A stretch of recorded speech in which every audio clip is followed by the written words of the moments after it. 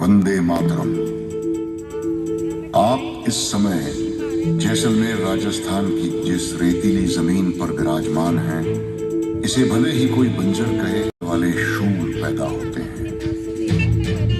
इस सरजमीन को देश की आजादी और पवित्रता के लिए हर दौर में योद्धाओं ने अपने खून से सींचा है। मारो धारो स्थान यानी राजस्थान की इस पवित्र धरती को नमन करते हुए आइए आज आप और हम दिल की गहराइयों से उन तमाम जांबाज जवानों को याद करें जिनकी अजीम कुर्बानियों की बदौलत आज वीरता के आकाश पर मेरा ये अक्स मेरे वजूद की तरह कायम है। अपने सरों पर कफन बांधकर घर की चौखट लांघने वाले जांबाज बहादुरों के बलिदान से दहकती दास्तान का चश्मदीद गवा रहा हूं मैं। शहीदों की चिताओं पर लगेंगे हर बरस मेले, शहीदों की चिताओं पर लगेंगे हर बरस मेले, वतन पर मरने वालों का बाकी यही निशान होगा।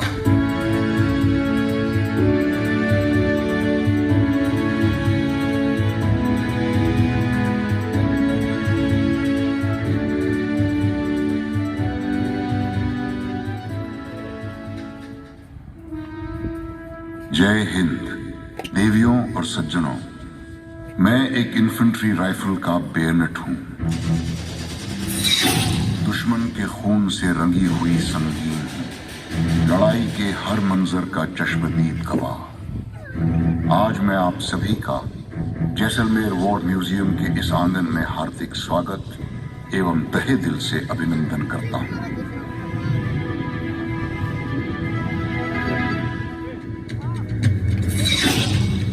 बेयनेट युद्ध के समय सैनिक की राइफल की शान माना जाता है, क्योंकि मैं हमेशा राइफल की बैरल के आगे होता हूं। मैंने युद्ध को सबसे करीब से देखा है और इसी कारण मुझे इस स्वर्ण नगरी के युद्ध संग्रहालय के बीचों बीच स्थापित किया गया है, ताकि आने वाली पीढ़ियों को जांबाज सैनिकों के अद्भुत शौर्य की गाथाओं का आंखों देखा मंजर बयान कर सकूं।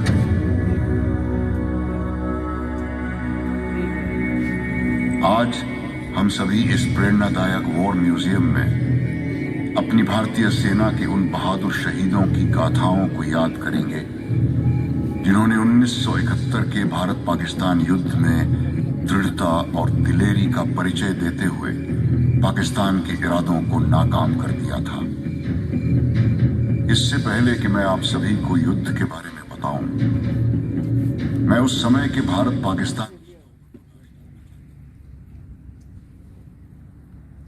पाकिस्तान के रिश्ते आजादी के दिनों से ही खटास भरे रहे हैं। दोनों के बीच 1947, 1965, 1971 और कारगिल युद्ध हुए, जिसमें दुश्मन को मुंह की खानी पड़ी।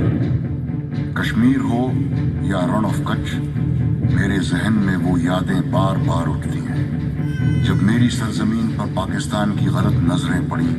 पर हर बार हमारी भारतीय सेना ने अपने आत्मविश्वास, अडिग निश्चय और अविस्मरणीय हिम्मत की पहचान देते हुए राष्ट्रीय सीमा की गरिमा बनाए रखी। हमारे सेना के जवानों ने अपने प्रबल साहस और अतुलनीय बहादुरी से अपने देश की अस्मिता कश्मीर से कन्याकुमारी तक महफूज रख के आने वाली पीढ़ियों के लिए मिसाल कायम की। आइए याद करें इन सभी वीरों को।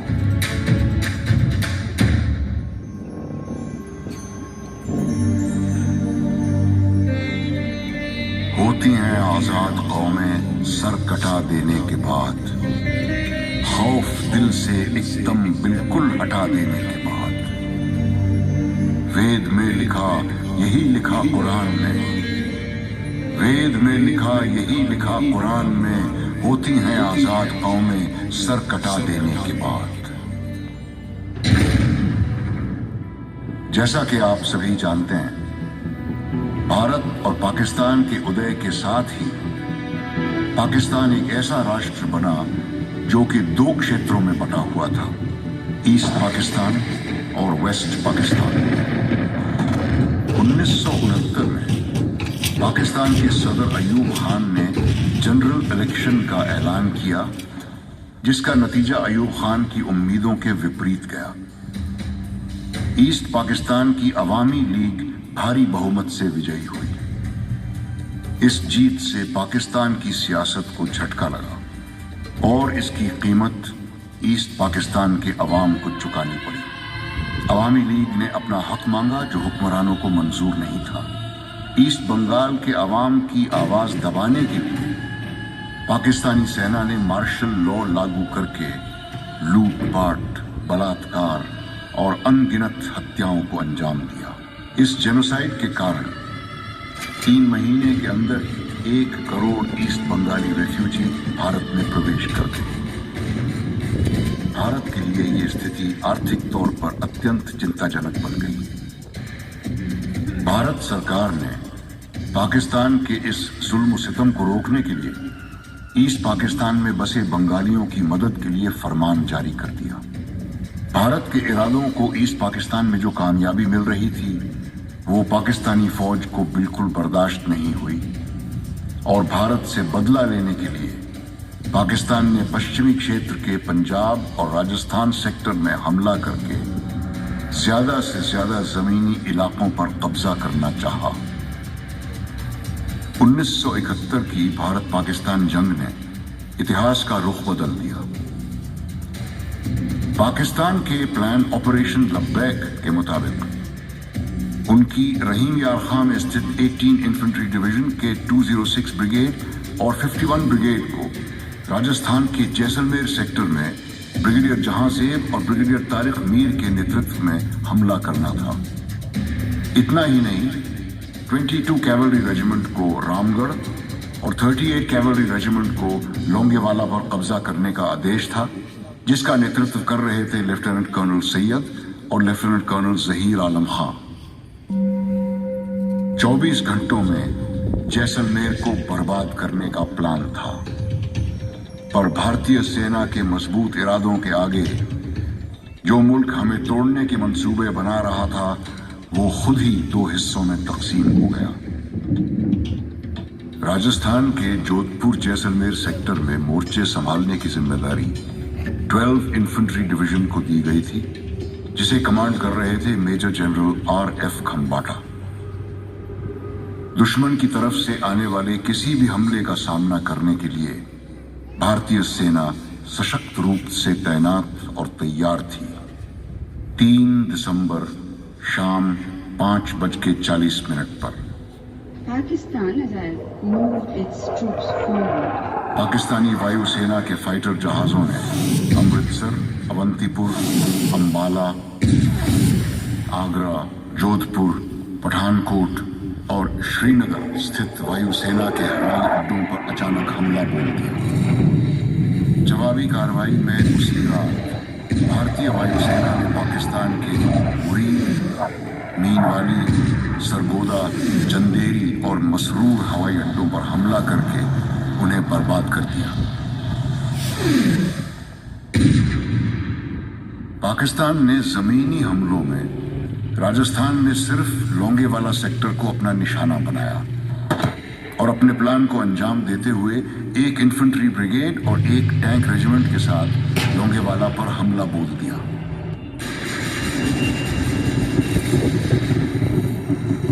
चार दिसंबर 1971 को भारतीय सेना ने जवाबी कार्रवाई में पाकिस्तानी इलाके में इस्लामगढ़ पर भारतीय तिरंगा फहराया। लोंगेवाला की दास्तान प्रतीक है उन वीर जवानों की कुर्बानियों का जो लोंगेवाला की आन बान और शान के लिए लड़े और जिन्होंने इस देश के लिए अपना सब कुछ न्यौछावर किया। मेरे दिलो दिमाग में आज भी 1971 की शहादतों के वो मंजर रह रह कर उभरते हैं। जो वीरता मेरे वीरों ने लोंगेवाला में दिखाई, उसका स्मरण कर मैं आज भी भावुक होता हूं।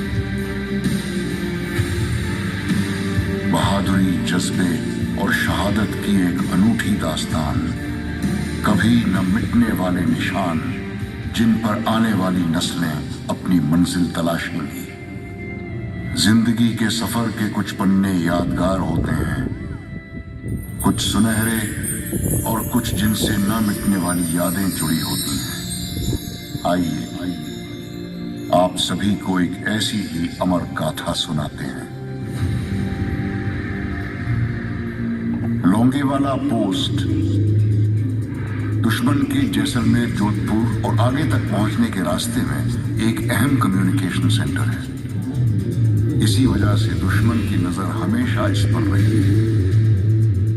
रेत के टीलों के कारण बॉर्डर पार करना मुमकिन हो जाता है और मुझे इस बात का बखूबी एहसास है।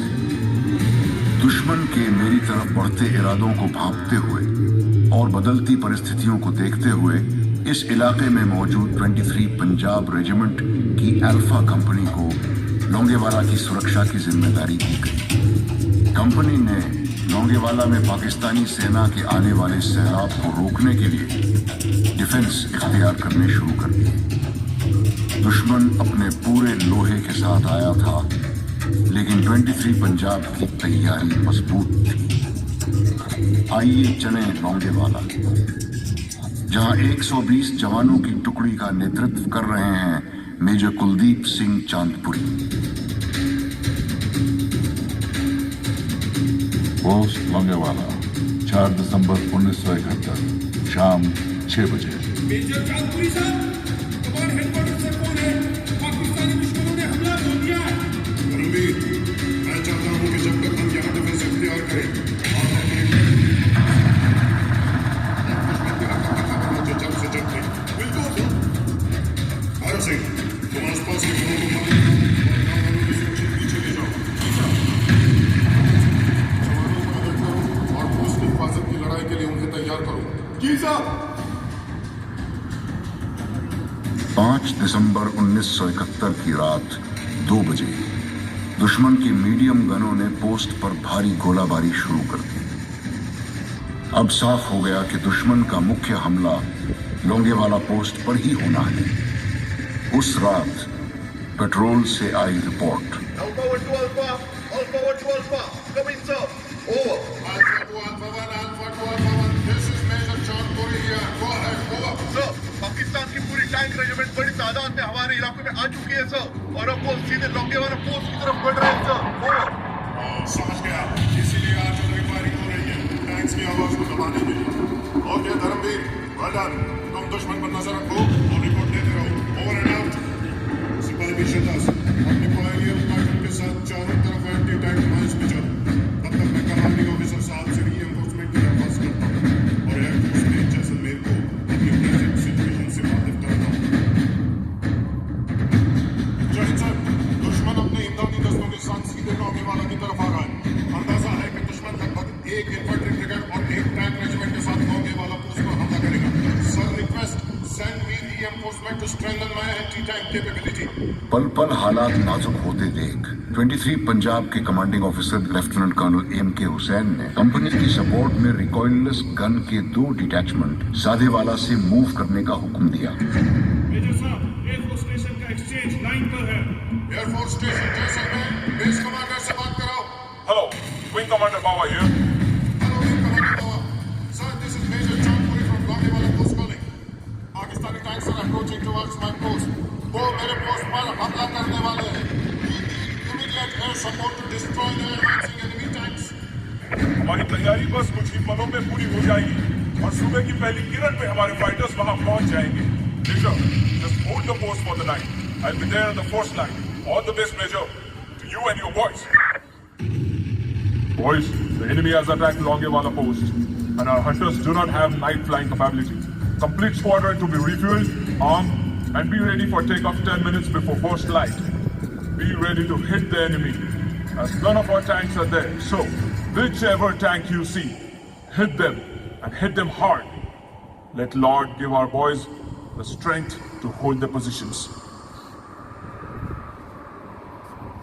मुश्किलें तो तमाम होती हैं, मगर हौसले हार नहीं जाते हैं। जिन्हें मंजिल की खबर होती है, वो अपने रास्ते खुद ही बनाते हैं। सूबेदार रतन सिंह साहब, कंपनी को फॉलो इन करो। जी साहब।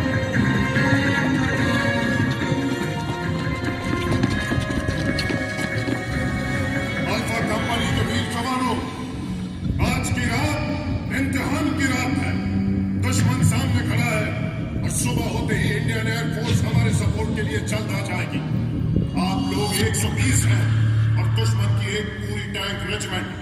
याद करो गुरु गोविंद के वचन, हर एक सिख 1.25 लाख के बराबर है।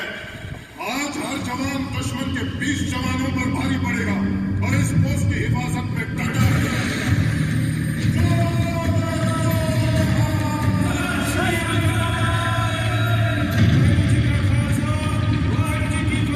जब तक मैं न कहूं कोई जारी नहीं करेगा। आने तो दुश्मनों को और थोड़ा नजदीक।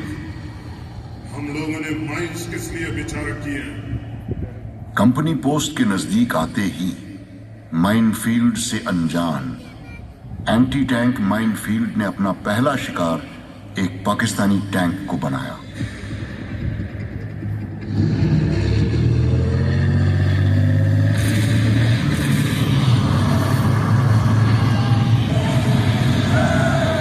टैंक अटैक को रोकने की पहली सफलता मिल चुकी थी। ऐसे में दुश्मन के सैनिकों के हमले को रोकने का काम एमएमजी पोस्ट पर तैनात सिपाही जगजीत सिंह ने बखूबी निभाया। घमासान लड़ाई में दुश्मन के इरादों को नाकाम करते हुए उनको वीर गति प्राप्त हुई और उनके इस सर्वोच्च बलिदान के लिए उन्हें वीर चक्र से सम्मानित किया गया।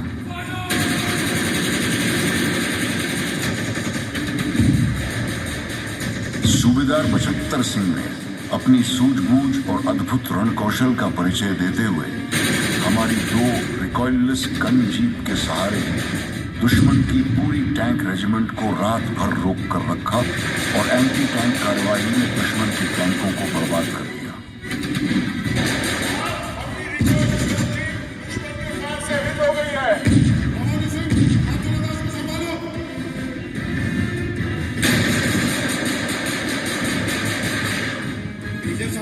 पाकिस्तानी पेट्रोल का एक सिपाही हमारी पोस्ट की खबर हासिल करने की कोशिश कर रहा था।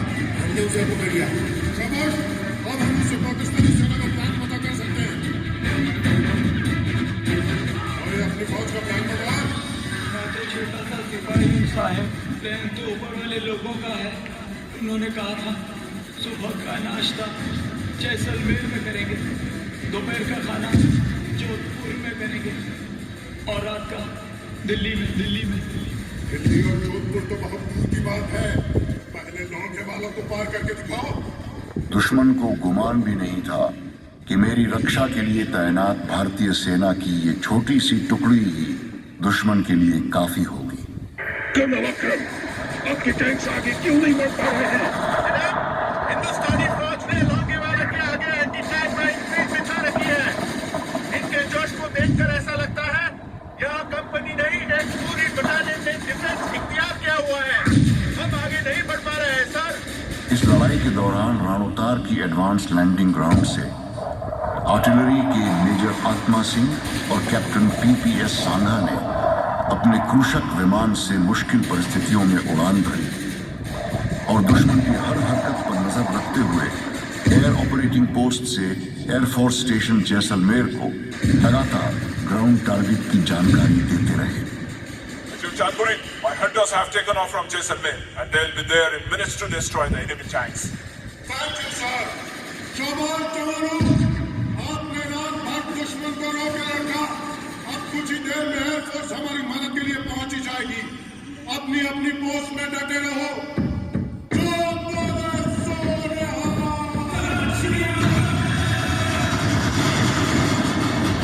जैसे ही सूरज की पहली किरण ने आसमान को चूमा, भारतीय वायुसेना की गरज की ललकार दूर से सुनाई दी और हमारे फाइटर पायलट्स ने गोलाबारी का कहर दुश्मन के ऊपर बरसाया।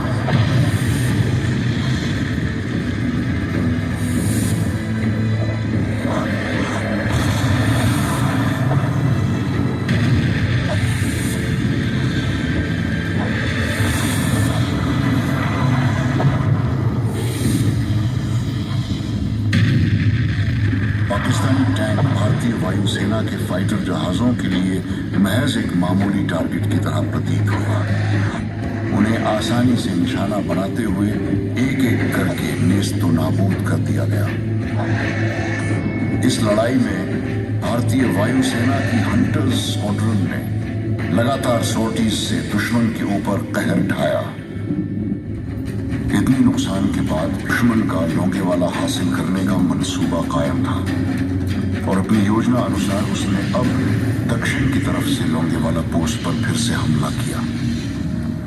भारतीय सेना के कमांडर्स ने पाकिस्तान के इस चाल को पहले ही समझ लिया था और लोंगेवाला पोस्ट को लेफ्टिनेंट कर्नल एएस गरेवाल की कमांड वाली 17 राजपूताना राइफल्स की डेल्टा कंपनी, 20 लांसर्स की एक टैंक ट्रूप और 170 फील्ड रेजिमेंट के तोपों से कर दिया और अब इन जांबाजों ने मिलकर लोंगेवाला पर हुए दूसरे हमले का मुंह तोड़ जवाब दिया।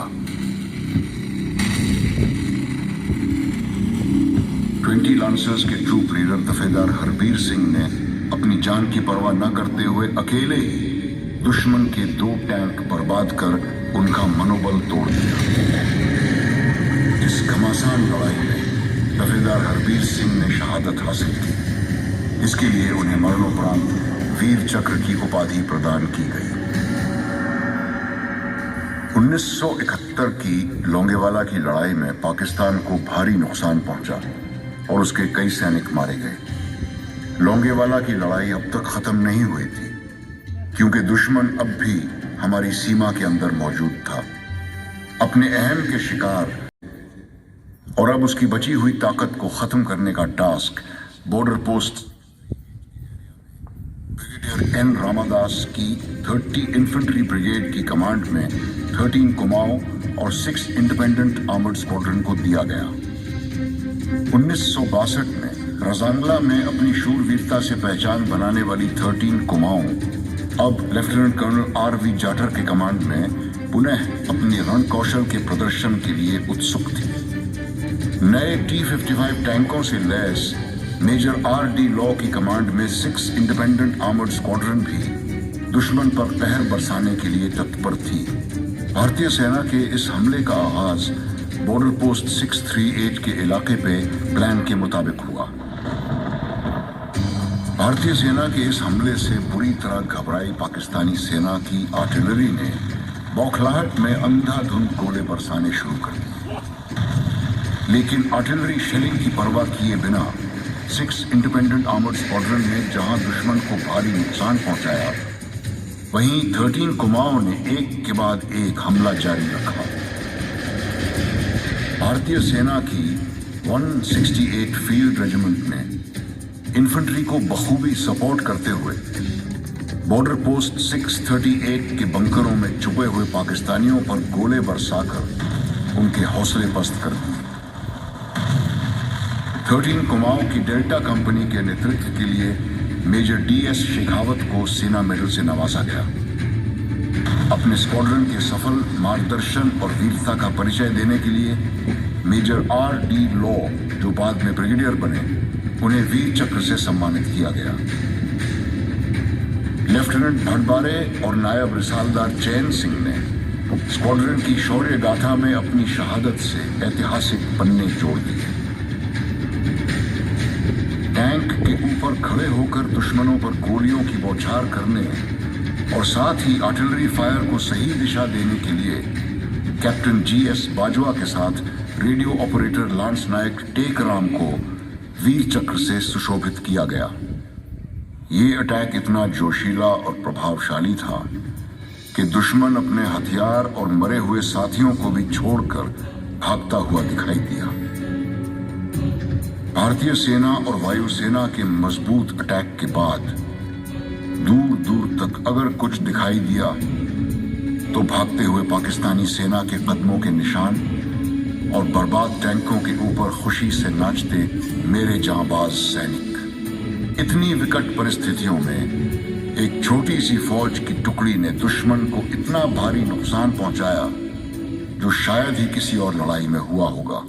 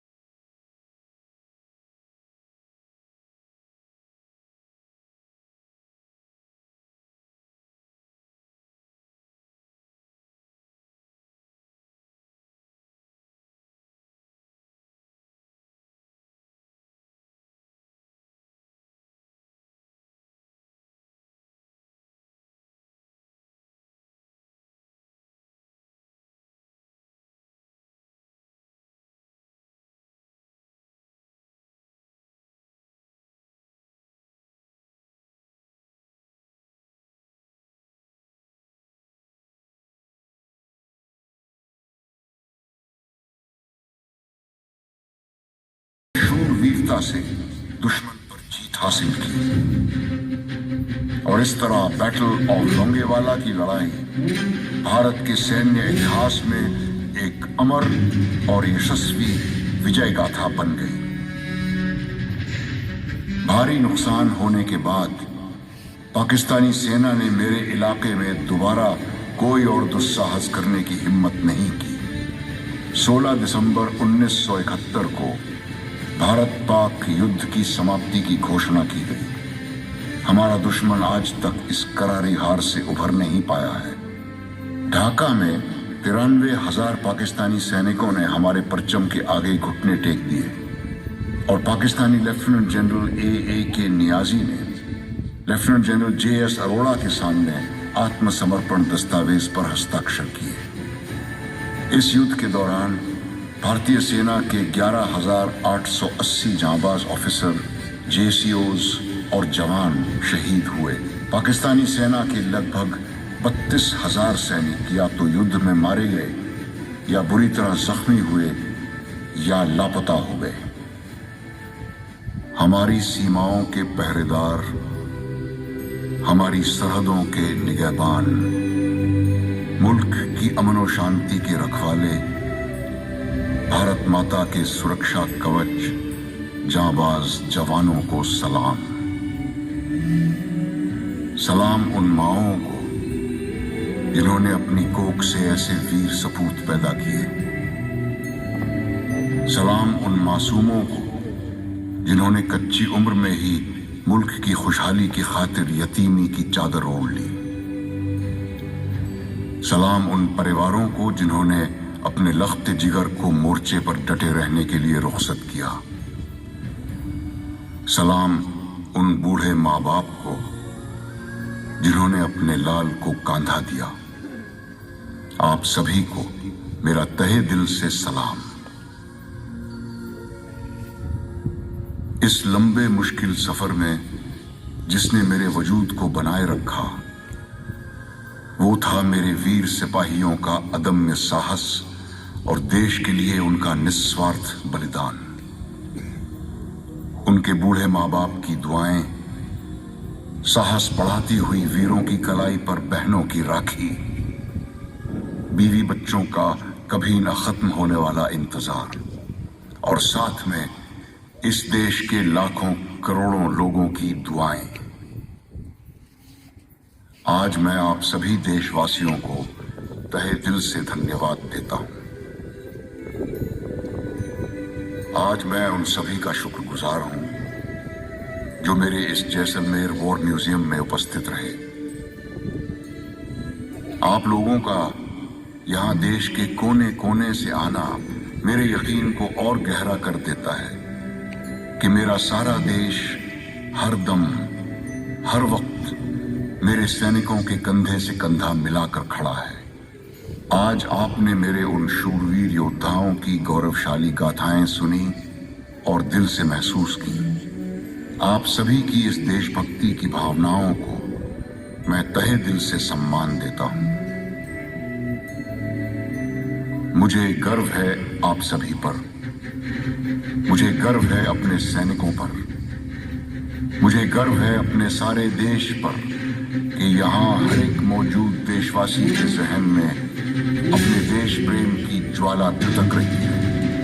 आओ वादा करें, इसे कभी बुझने नहीं देंगे। और अंत में मेरी यही दुआ है कि मेरा देश अमर रहे, मेरा देश कुशल रहे और मेरी भारत माँ के ये बहादुर शूरवीर हमेशा विजयी रहे। भारत माता की जय। जय हिंद।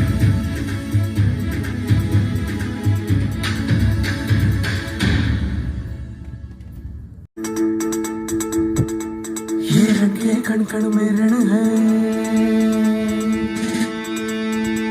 ये रण के कण कण में रण है, सम्मान मान अभिमान का धन है। ये रण के कण कण में रण है, सम्मान मान अभिमान का धन है। जान तिरंगा तन मन है, यहाँ लहू रेत को अर्पण है।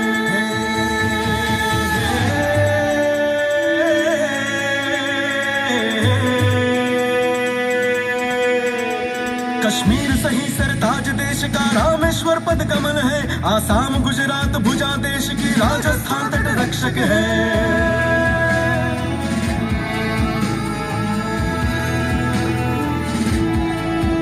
ये रेत नहीं ये रेत तोप है, बारूद है ये है शमशेर, भारत माँ की जान शान है, जैसलमेर ये जैसलमेर, जैसलमेर ये जैसलमेर, जैसलमेर ये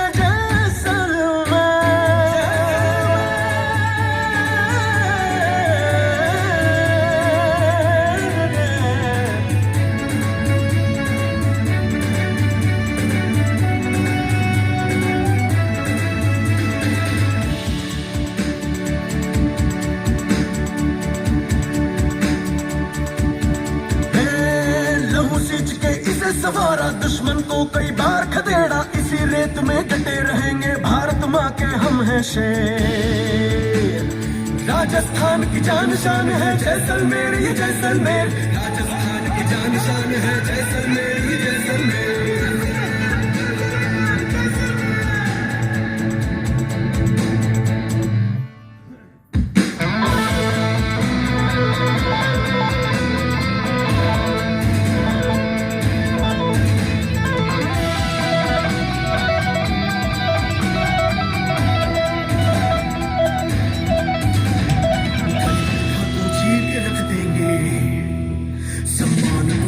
चीर के रख देंगे,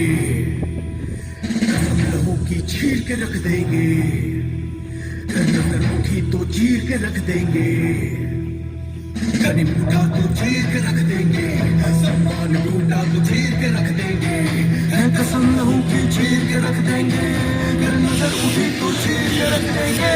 ये रेत नहीं ये रेत तोप है, बारूद है ये है शमशेर, रेत नहीं ये रेत तोप है, बारूद है ये है शमशेर, भारत माँ की जान शान है जैसलमेर ये जैसलमेर, भारत माँ की जान शान है जैसलमेर ये जैसलमेर, जैसलमेर ये जैसलमेर,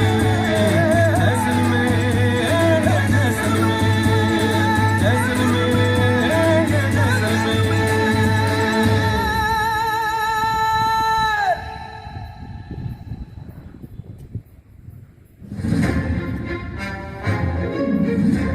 लेडीज एंड जेंटलमैन और सचिव, आप सभी से निवेदन है, कृपया राष्ट्र गान के लिए खड़े हो जाएं।